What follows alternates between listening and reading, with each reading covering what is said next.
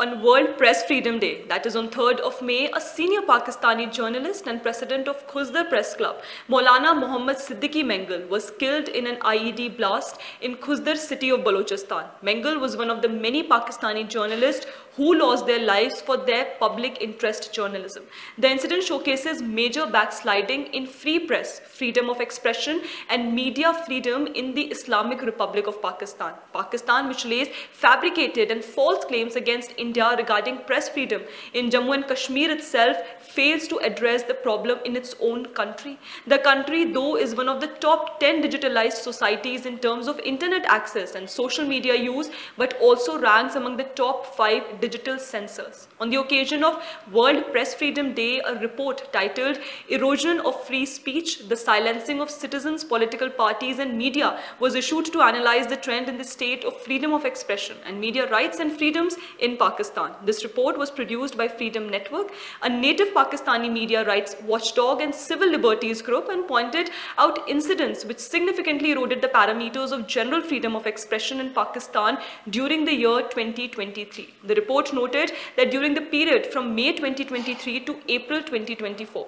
Pakistan witnessed reduced tolerance for online dissent, shutting down mobile networks on election day, throttling of internet access, forced suspension of social media platforms, and a raft of attacks and harassment of journalists and bloggers, including the murder of 4 journalists. In the past 12 months, Pakistan saw a trend where the government, along with the establishment, tried to restrict free speech and tried to intensify digital surveillance on citizens, including journalists. This trend worried journalists who viewed it as an attempt to suppress dissent, harass critical journalists, and manipulate the flow of information in the favor of the government. This resulted in a violent crackdown on dozens of journalists and bloggers who were slapped with legal notices, some being arrested and others attacked and aggressively intimidated. In addition to this, warnings by high officials, including top government office holders and army generals, followed by regular targeting of online expression and other predatory actions by non-state actors, saw over 200 journalists, bloggers and other online information practitioners targeted by way of over 70 legal notices served to them.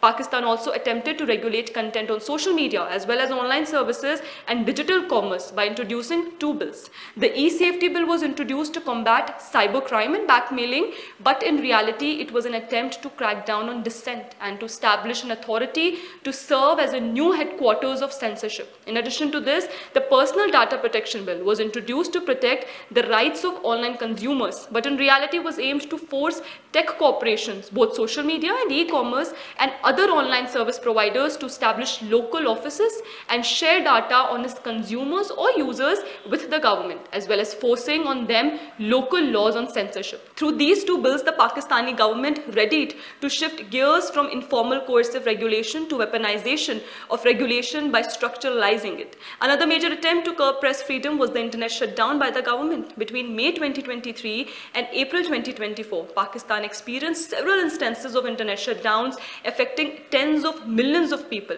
When former Pakistani Prime Minister of Pakistan, Imran Khan, was arrested on charges of corruption in May 2023, mobile services and internet access was suspended across Pakistan. It is important to note that Imran Khan enjoys a huge fan following on social media. In addition to this, when there were allegations that the Pakistani establishment was trying to rig the general elections in February this year, cellular and mobile internet services were shut down across Pakistan on the day of polling, contributing to suspicions of election manipulation.